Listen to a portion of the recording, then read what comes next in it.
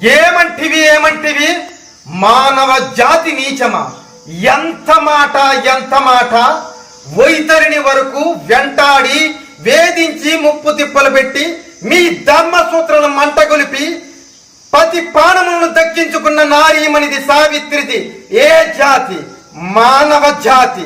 తన భక్తితో సాక్షాత్ పరమశివుడిని ప్రత్యక్షము గావించి పాశము సైతము గట్టి పూజగా నుంచి ప్రాణహరులైన మిమ్మల్ని ప్రాణభయముతో పరిగెత్తించిన పసివాడు మార్కండేయుడు ఏ జాతి? మా నవజాతి.